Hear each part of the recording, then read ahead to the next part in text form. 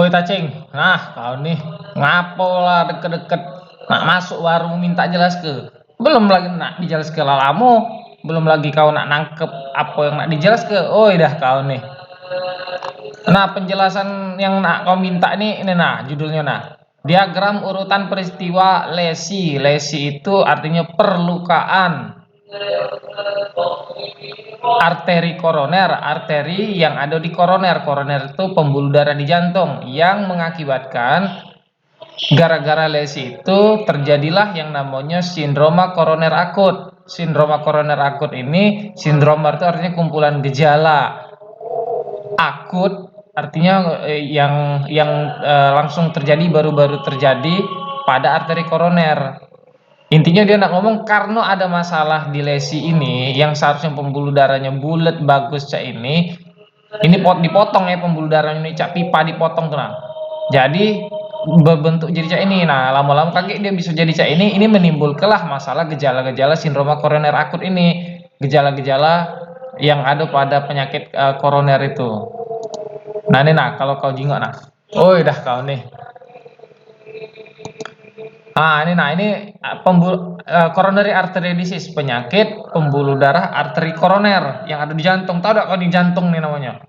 Nah, pembuluh darah koroner itu ada dua sih kok, yang sebelah kiri ke sebelah kiri ini bercabang dua, sikok turun ke bawah, sikok ke samping. Ada yang sebelah kanan nih, nah, sebelah kanan. Pangkalnya dari aorta nih, nah, bukan dari ini ya. Ini apa namanya pulmonary artery, pulmonar arteri pulmoner yang ke paru-paru. Pulmonary artery ini kayak ada yang ke kiri, ada yang ke kanan. Nah, ini cabang ini keluarnya dari sini nah, dari aorta nih nah. Pembuluh darah terbesar yang ada di jantung, yang ada di tubuh kita nih nah, lengkungan ini nah. Keluarnya jadi arteri koroner itu adalah percabangan pertama kali pembuluh darah yang keluar dari aorta. Itu namanya arteri koroner itu. Dia langsung keluar masuk ke sini nih, bercabang ke kanan ini. Ini namanya arteri koroner yang ke kanan, right coronary artery. Nah, itu. Ini langsung kaki ini ke belakang jantung ini. Nah, yang sikok lagi nih yang keluar dari sini, yang sebelah sini, ini kan ditutup oleh arteri pulmonary. Nah, ini yang sebelah kanan ini namanya left coronary artery. LCA, left coronary artery.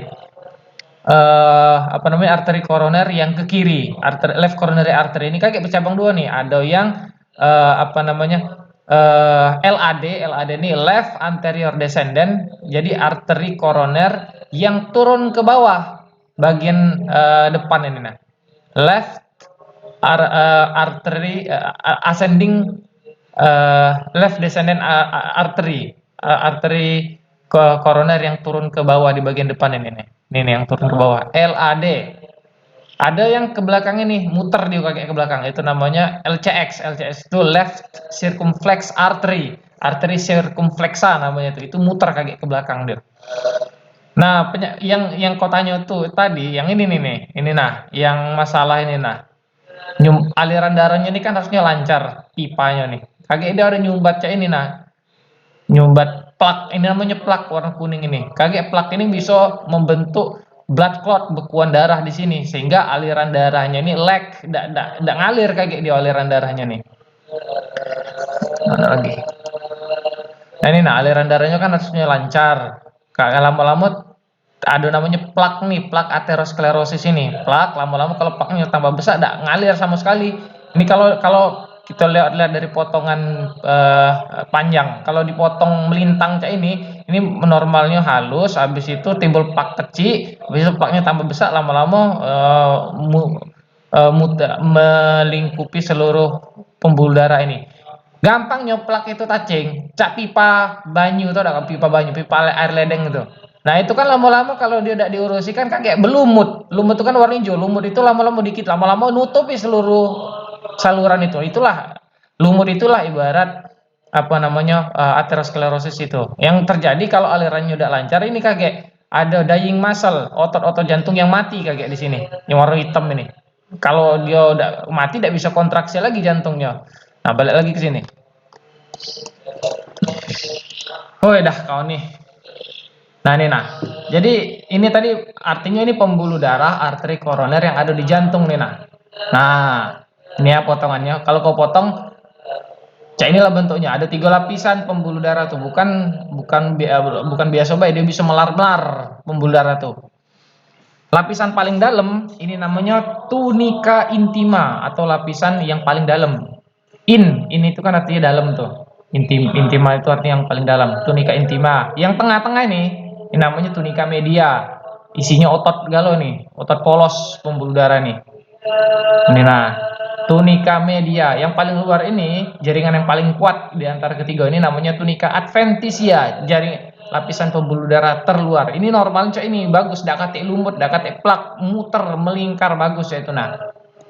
Nah, kage ada saatnya karena beberapa faktor resiko yang tadinya mulus cak ini berubahlah jadi nyempit cak ini. Nah, jingok lah kau. Dari tiga lapisan ini yang nyempitnya kan di tunika intima ini kan. Ini aja ini. Nah, yang bulat besar ini. Ini ngapa dia bisa besar-besar ini? Ini kan ada coaching online. Yang bagian bulat yang besar ini namanya plak aterosklerotik. Ini prosesnya namanya aterosklerosis yang ujungnya sis patogenesis. Pokoknya yang sis itu artinya proses yang terjadi aterosklerosis. Ateros itu plak artinya, sklerotik itu pengerasan, proses pengerasan plak namanya. Nah, ini prak aterosklerosis. Nah, kaujing olah nih. Nah, yang di tengah ini. Terus ada bagian yang warna putih-putih melintang manjang-manjang ini. Ini lemak-lemak kalau nih. Nah, yang putih-putih ini ditunjuknya namanya lemak. Ini terjadinya di tunika intima.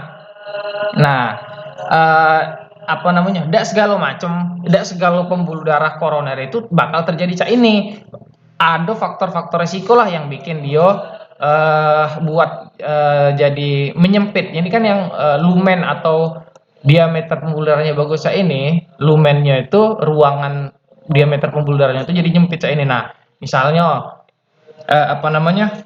Faktor risikonya cak DM, diabetes mellitus. Nah, itu kan kadar gula darah yang tinggi itu kan bikin apa namanya tuh metabolisme sel endotel yang ada di tunika intima ini. Tunika intima ini kan isinya sel endotel.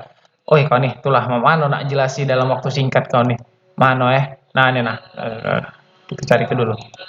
Tunika intima. Nah, ini nah. Ini namanya tunika intima nih nah, kojing ini. Isinya sel endotel kalau nih nah, yang kotak isinya ada bulat, kotak isinya bulat. Ini namanya sel endotel kalau nih. Oh, dah kami tacing. Nak masuk jam 9 minta dijelaskan sekarang. Nah, ini nah, coaching oleh nih. Ini tunika intima nih nah. Isinya sel endotel kalau. Nah, coaching oleh nih. Kan terjadinya di tunika intima nih nah, yang di bulat ini. Itulah terjadi aterosklerosis. Nah, DM itu, diabetes mellitus itu, kadar gula darah yang tinggi itu bisa buat metabolisme sel endotel itu terganggu, sehingga dia bisa memudahkan terjadinya plak aterosklerosis. Terus apa lagi? Faktor risiko misalnya hipertensi, tekanan darah tinggi yang kronik yang terus berlangsung dalam jangka waktu yang lama. Itu kan tensi tinggi itu kan bisa artinya aliran darahnya terlalu kuat itu bisa merusak dinding pembuluh darah juga, bisa memudahkan terjadinya plak yang sebesar ini. Terus apa lagi? Merokok itu kan artinya ada radikal bebas yang terhirup oleh hidung kita lama-lama masuk ke dalam pembuluh darah, dan itu juga radikal bebas itu kalau terlalu banyak bisa merusak endotel ini. Makanya dia bisa memperburuk keadaan. Tapi yang paling penting dari segala faktor risiko itu adalah tingginya kadar lemak. Nih, lemak itu yang paling berpengaruh dari segala faktor risiko. Artinya dislipidemia. Dis itu artinya gangguan, lipid itu artinya lemak, emia itu artinya di dalam darah. Artinya kadar lemak yang ada di dalam darah itu terganggu. Lemak itu bukan cuma kolesterol.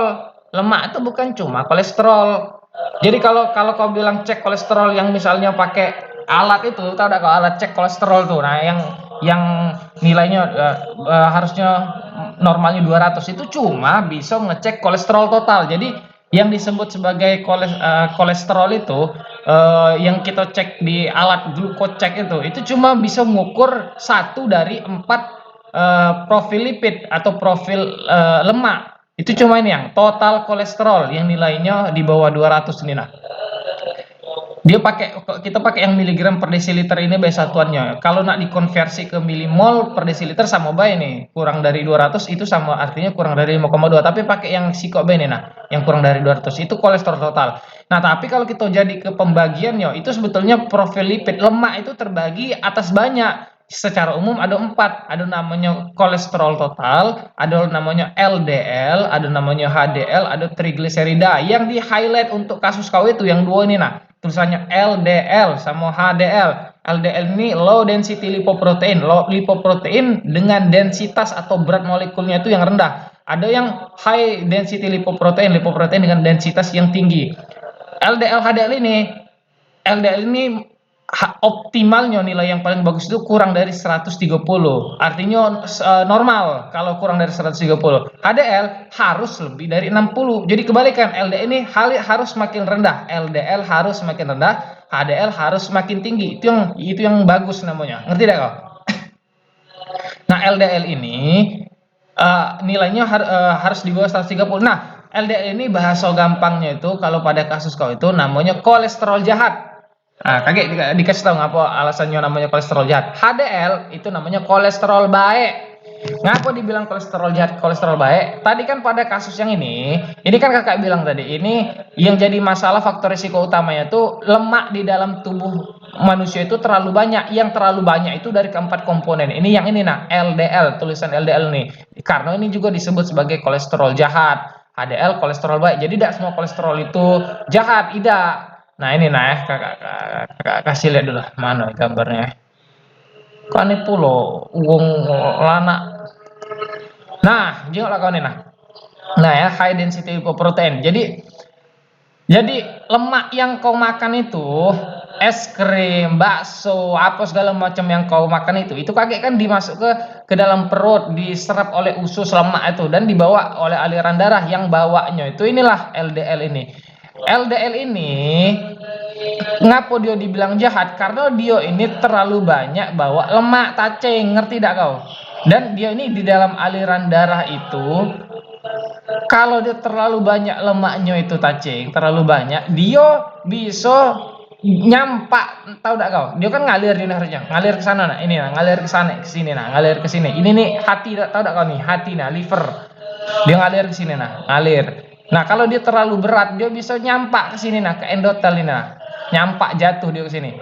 Nyampak lama-lama kalau LDL ini terlalu banyak nyampak, dia bisa membentuk foam cell. Foam cell itu sel busa. Sel busa itu yang warna kuning nih, bahasa gampangnya membentuk plak inilah. Jadi plak ini isinya LDL yang ada di dalam tunika intima ini galau-galau. Nah, ya, ini LDL ini isinya nih. Nah, warna kuning kan sama kan kuning. Itulah dia disebut kolesterol jahat karena dia ini bawa kolesterol yang tidak sampai ke liver tapi nyangkut di pembuluh darah tunika intima ini, nyangkut dia di situ sehingga dia bisa membentuk tumpukan lemak yang lama-lama mengeras, lama-lama jadi plak. Sama cak plak di gigi itu. Nah, tahu enggak kau plak di gigi? Kan keras tuh. Nah, ini LDL nih. Nah, itulah dia disebut kolesterol jahat. HDL disebut kolesterol baik karena dia fungsinya ngambek LDL ini, lemak-lemak yang sudah nyampak di sini galau-galau ini, LDL yang sudah masuk ke sini, itu fungsi HDL itu dia ngambek LDL, lemak-lemak yang dinyampak oleh LDL ini, diambil oleh lah yang namanya HDL. Makanya dia makanya dia disebut kolesterol baik karena dia ini ngambek lemak yang di sini. Nah, makanya dibilang tadi LDL itu harusnya semakin rendah nilainya, ngerti tidak kau? Karena kalau dia semakin rendah, resiko untuk nyampak ke sini dikit. HDL itu harus semakin tinggi. Artinya kalau HDL semakin tinggi, lebih banyak yang ngangkut, ngambek ini, lebih banyak truk yang ngangkutnya. Nah, ini kalau yang terjadi pada kasus coronary artery disease itu kan, LDL-nya ini terlalu tinggi, HDL-nya ini terlalu rendah. Kalau LDL-nya terlalu banyak, dia lebih banyak nyangkut. HDL-nya terlalu rendah, maka yang terjadi yang ambek lemak itu udah kate dikit, makanya terbentuklah plak ini, ketidakseimbangan ini. Makanya pada gambar kau ini, nah ini LDL yang numpuk tadi. Nah kalau kau nak lebih jelas lagi, dah kau nih, nah ini kau jengok lah ini. Jadi LDL ini yang warna kuning-kuning ini, LDL yang nyampak masuk ke endotel. Ini endotel nih, endotel. Ini sel otot nih, nah, sel otot. Ini tunika intima dari sini ke sini. Batasnya lapisan ini, nah. Nah, ini nah. LDL yang sudah masuk ke tunika intima nih, dari sini ke sini ya, tunika intima tuh. LDL yang sudah masuk ke sini, itu kakek dimakan oleh makrofag-makrofag yang ada di tunika intima. Sehingga makrofag itu ketika makan terlalu banyak LDL, maka makrofag ini akan mati. Dia membentuk sel busa nih, nah, terlalu banyak LDL. Ini makrofag makan LDL. Terlalu banyak LDL di dalam perutnya makrofag, lama-lama dia bisa membentuk sel busa nih, nah. Foam cell, sel busa warnanya kuning ini, nah, warna kuning, nah, terlalu banyak dia masuk, nah, itulah makanya dia bisa ngembung nih kakek nih, nah, isinya sel busa galau, lama-lama bisa mengeras ini, ngerti tidak kau? Dah kau nih, ini nah, awalnya bagus nih, nah, karena udah OXLDL ini, ketidakseimbangan LDL, lama-lama numpuk LDL-nya nih, nah, kalau lama-lama dibiarkan bisa nutup cah ini, nah, ini nah, LDL partikel masuk ke dalam ke sini. Jadi LDL teroksidasi. LDL teroksidasi ini kakek dimakan oleh makrofag sehingga membentuk monosit ini masuk ke sini jadi makrofag sehingga dia membentuk yang namanya foam cell atau sel busa. Nah, ini kalau kau nak nyingok lagi nih, LDL masuk ke tunika intima, jadi LDL teroksidasi ketika dia masuk ke intima, jadi teroksidasi dia pasti dimakanlah oleh makrofag. Makrofag ini banyak di perutnya nih LDL, terlalu banyak LDL di perutnya sehingga kalau terlalu banyak dia bisa membentuk yang namanya foam cell ini. Dan yang jadi masalah ketika dia makan makrofag ini, dia bisa mengeluarkan yang namanya sitokin dan growth factor. Inilah yang jadi cikal bakal masalah lebih lanjut kakek. Growth factor ini yang bikin tunika media yang punya otot polos ini proliferasi, smooth muscle cell proliferasi, sehingga kalau proliferasi artinya jadi apa namanya sel ototnya tambah besar, tambah bengkak kakek. Nah, terus sitokin inilah yang kaget buat apa namanya sel endotel ini mengaktifasi sistem koagulasi, sistem pembekuan darah sehingga ada fibrin, platelet kakek datang. Itulah sikal bakalnya dari sini galau kakek. Nah, balik lagi ke sini kasus kau. Nah, itulah apa namanya kakek terjadinya lemak itu. Jadi ngembung dia cak ini kakek. Gara ini ngembungnya ini, ngerti tidak kau? Isinya foam cell kalau itu, sel lemak kalau. Nah, ngembung. Ngerti tidak ngembung? Ngerti tidak kau masih bahasa Palembang? Ah, kalau kita lihat di tampilannya nih, nah, warna kuning gitu, nah, foam cell kalau itu, sel busanya, jadi plak, lama-lama keras dia kayak cap plak di gigi itu, nah, ngerti tidak kau? Dah, abis itu, yang jadi masalah itu ketika dia jadi plak aterosklerosis ini mengeras dia nih, jadi foam cell sel busa ini, yang jadi masalah tuh ini, nah, aliran darah yang seharusnya plong cak ini, dia dia menyempit jadi cak ini taceng nyempit dia nyempit, ngerti tidak kau? Artinya aliran darah ke jantung itu dari pembuluh darah koroner itu tidak lancar sehingga terjadilah yang namanya obstruksi atau adanya hambatan. Obstruksi itu hambatan di koronaria, pembuluh darah koroner yang menetap karena di sini menetap. Nah, disebut angina tipikal. Angina itu artinya nyeri dada khas tipikal, khas untuk nyeri dada sakit jantung, ngerti tidak kau? Kena ngapo uang yang sakit uang yang kena penyakit jantung koroner itu bisa mengakibatkan ada nyeri dada karena aliran darahnya itu ketika sel otot jantung eh, membutuhkan oksigen lebih banyak, membutuhkan glukosa lebih banyak, membutuhkan ATP lebih banyak sehingga dia membutuhkan aliran darah yang lebih banyak. Pas kasus apa ketika aliran darah itu dibutuhkan lebih banyak? Pas kasus ketika misalnya olahraga, pas lagi emosi, jantung duk duk duk duk duk aja itu. Nah, ketika jantung berdetak kencang tuh, olahraga, emosi dan sebagainya itu membutuhkan aliran darah yang lebih banyak. Tapi yang jadi masalah ada obstruksi, ada hambatan gara-gara plak ini. Sehingga ketika aliran darahnya jantung minta lebih banyak aliran darah. Nah, kalau nah, ketika jantung minta lebih banyak aliran darah tapi tidak lancar gara-gara ada plat ini sehingga jantungnya merajuk, sel otot jantungnya tadi yang harusnya dapat minta makanan lebih banyak, dia harusnya makan 3 piring, dikasih cuma setengah piring, merajuklah dia, jadi damage heart muscle, sel otot jantungnya rusak, males dia jadi rusak, mati, sehingga karena kebutuhan dia tidak dipenuhi. Sama lah cak kau lah, jajan 100.000 sehari misalnya, dikasih cuma 10.000, merajuklah, tidak makan kau, mati. Itulah yang terjadi pada otot jantung.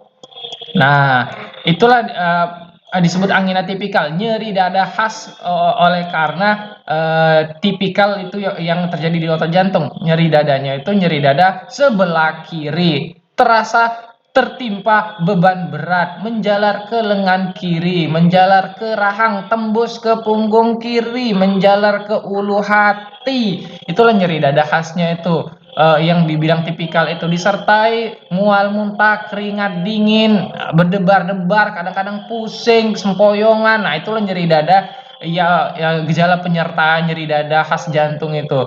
Nah, itu ngapa bisa menjalar sebelah kiri, ngapa bisa tembus ke punggung, ngapa bisa menjalar ke arah-arah yang itu? Itu karena sel saraf waktu kita di kandungan itu, di kandungan ibu itu kan otot jantung dengan saraf yang ada di otot jantung dan saraf yang ada di lengan kiri, di punggung kiri, di ulu hati itu saraf yang sama, asalnya tuh dari embriologinya tuh sama susunan sarafnya tuh. Jadi ketika saraf di otot jantung itu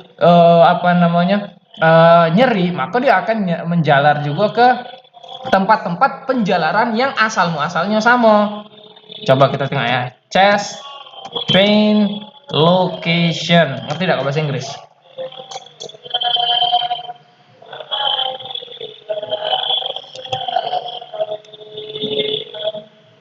Chest pain location ya.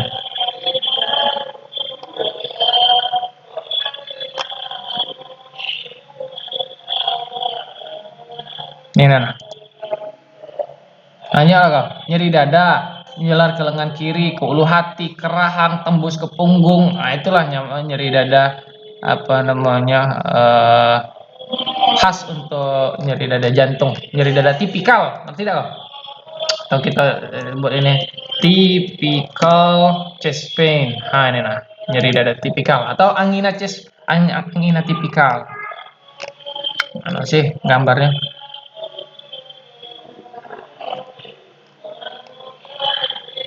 Oke, kita tambah di sini radiation.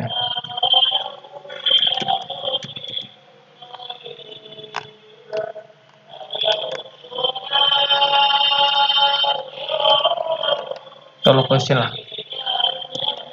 Chest pain location. Sama beda yang keluar yang tadi juga, nyeri dadanya. Kita balik lagi sini dulu. Nah, yang jadi masalah lagi nyeri dada ini khasnya itu, nyeri dada tipikal ini, nyeri dada yang diperberat dengan aktivitas. Nah, itu. Nyeri dada yang diperberat dengan aktivitas. Nah, yang jadi masalah lagi Taceng ketika nyeri dadanya plak itu ada dua, plak yang stabil dan plak yang tidak stabil. Itu yang jadi masalah. Yang jadi masalah itu plak yang tidak stabil itu yang berbahaya. Plak aterosklerosis maksudnya. Nah, ini tadi kan ada tulisan ini plak yang terbentuk ini, dia bisa membuat dua hal ini. Bisa bikin agregasi trombosit. Agregasi ini artinya agregasi itu pendatangan secara bergerombol. Nah, itu artinya datang secara bergerombolan. Nah, itu secara koloni, secara masif trombosit yang KG-nya lengket di sini di plak ini. Trombosit itu mudah datang. Nah, itu yang pertama. Ngapa trombosit itu mudah datang? Karena ini masalahnya.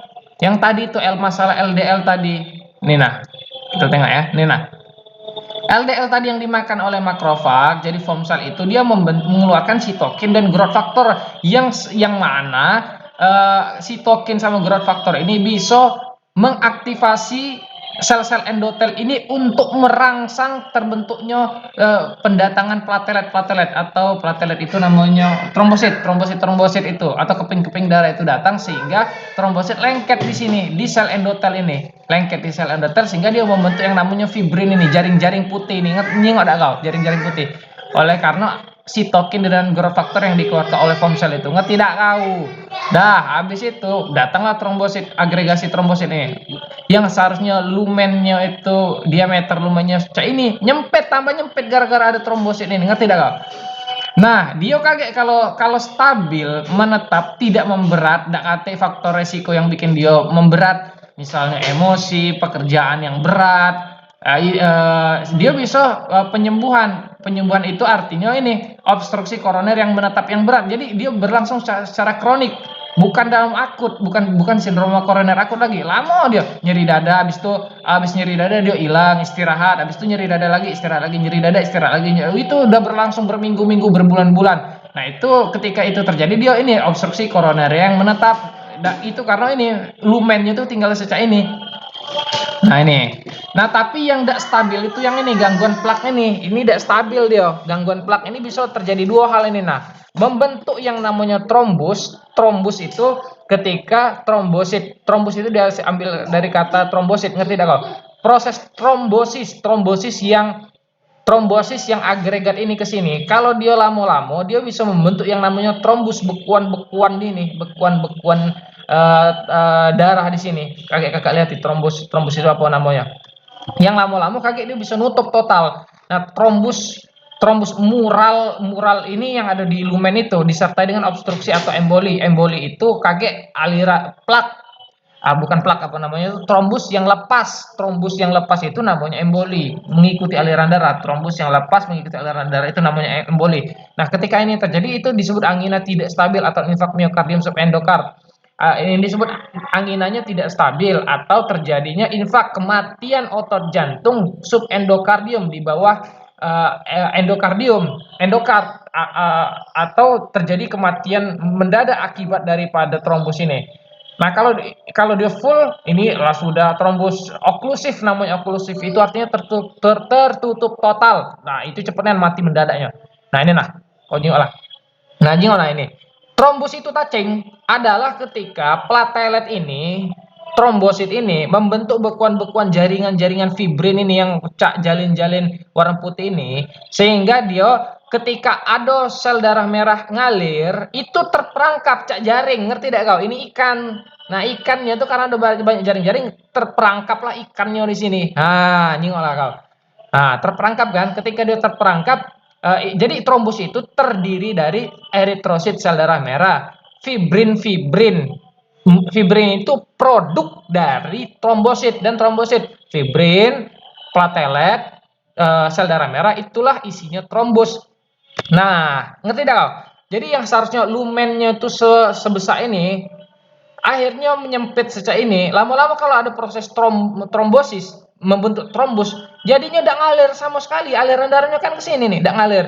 Belum lagi yang terjadi pada kasus ini cacing, yang terjadi pada kasus trombus yang tidak stabil ini, angina tidak stabil ini, itu yang terjadi plaknya ini mudah pecah atau rapuh. Itu dia kata kuncinya. Jiwa ini nah, ada yang masuk ke dalam ini kan, itu artinya dia mudah pecah atau rapuh. Nah, jiwa. Nah, ini nah, pecah dia nih nah. Harusnya mulus cak ini gara-gara ada foam cell, sitokin, debris yang mati-mati dan sebagainya, dia jadi tidak stabil, pecah. Ketika pecah, maka memudahkan trombus itu lengket. Ngerti tidak kau?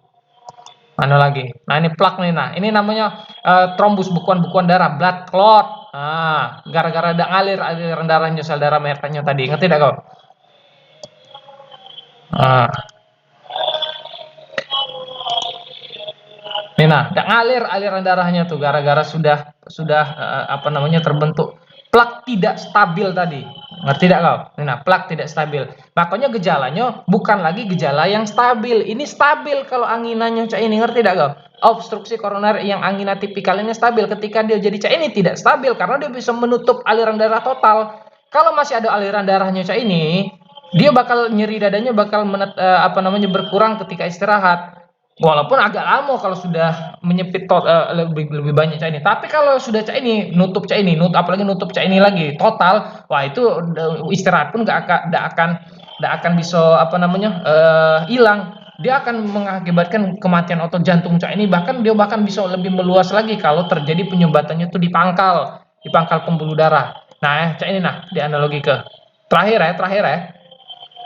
Ini nah, kalau misalnya penyumbatannya itu ada di sini, nah, ini kan ditunjuk di kotaknya kan di sini, di pucuk ini. Kalau ada di sudut sini, tacing, artinya otot jantung yang bakal mati itu cuma di sini nih, di bagian bawah ini. Kalau ada di pucuk ini, pasti yang mati itu di bawah ini. Kalau ada di pucuk ini nih, ini nah, ini nah, yang mati itu di sini. Yang jadi masalah kalau ada di pangkal ini, nah, trombusnya itu, nah, bakal matinya lebih banyak lagi kan. Itulah yang bisa bikin mati mendadak, serangan jantung mendadak, cak ini nah. Ini kan mati di sini warna hitam ini, ngerti tidak kak?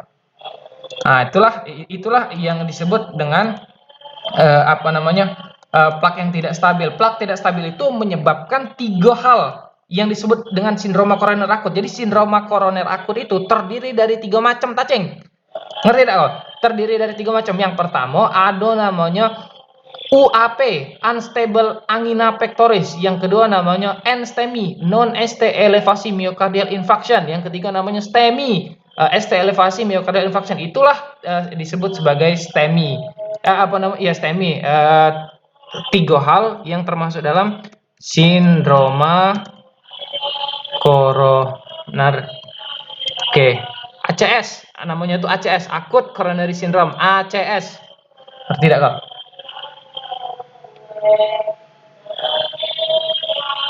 Ini nah ACS terdiri dari tiga hal ini. ACS, STEMI, non STEMI, sama UAP, unstable angina pectoris. Ini nah, chest pain itu ACS itu terdiri dari UAP, unstable angina pectoris, and STEMI sama STEMI. Beda. Nah ini cara cepatnya ya. Dah kau nih. Ya, wong yang penyakit jantung koroner itu terdiri ini yang paling penting, tacing. Ini yang paling penting yang kakak bilang nih. Penyakit jantung koroner itu yang paling penting, yang paling penting ya. Kalau dia tidak stabil cak tadi, kan dibagi dua, penyakit plaknya itu stabil atau tidak stabil. Kalau stabil itu namanya angina pectoris stabil. Kalau tidak stabil namanya acute coronary syndrome atau ACS. Acute coronary syndrome itu terdiri dari tiga. Ini tadi UAP, NSTEMI sama STEMI. Bedanya ya. Untuk mendiagnosa tiga ini patokannya itu tiga baik. Ngerti tidak kok? Tiga baik. Gejala klinisnya itu artinya nyeri dada. Tiga-tiga ini UAP, NSTEMI sama STEMI itu pasti ada nyeri dadanya. Ngerti tidak kau? Pasti ada nyeri dadanya. Tiga-tiga itu. Nah, tiga-tiga ini pasti ada nyeri dada. Yang kedua, untuk mendiagnosa tiga-tiga ini dilihat dari enzim jantung namanya, atau inilah EKG dulu. Nomor 2 EKG dulu. Nomor 3 enzim jantung. Nomor 2 EKG. EKG-nya pada kasus STEMI ini satu-satunya EKG yang ST elevasi. Ada peningkatan segmen ST di EKG itu, elevasi segmen ST. Nah, itu namanya EKG ST elevasi myocardial infark miokard, gambaran EKG-nya STEMI. Itulah namanya STEMI. ST elevasi. Satu-satunya ST elevasi cuma ini, STEMI ini yang mematikan langsung itu. Ada namanya non STEMI. NSTEMI itu non STEMI, non ST elevasi myocardial infarction. NSTEMI ini gambaran EKG-nya bukan ST elevasi tapi ST depresi atau T inversi. Oke, ST depresi atau T inversi. Sedangkan yang ini gambaran EKG-nya itu ST elevasi atau T inversi. Gambaran EKG-nya itu. Jadi dua ini adalah gambaran EKG-nya sama. Ini EKG-nya sama, ST elevasi atau T inversi. Ini ST elevasi T inversi. Ini ulangi. UAP itu ST depresi T inversi. NSTEMI itu ST depresi T inversi. STEMI itu ST elevasi. Nah, itu gambaran EKG-nya. Yang ketiga itu merupakan dilihat dari enzim jantung. Pada kasus STEMI, enzim jantungnya positif. Pada kasus NSTEMI, enzim jantungnya positif. Pada kasus UAP, enzim jantungnya negatif. Itu enzim jantungnya negatif ya.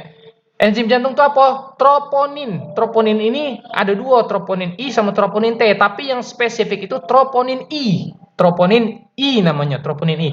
Atau yang kedua bisa pakai CKMB. CKMB ini kreatinin kinase. apa namanya nih, yang ada di jantung namanya kreatinin kinase MB, ada kreatinin kinase BB dan sebagainya tuh. Tapi CKMB, tapi yang paling sensitif itu troponin I. Dah, capek jelasinnya.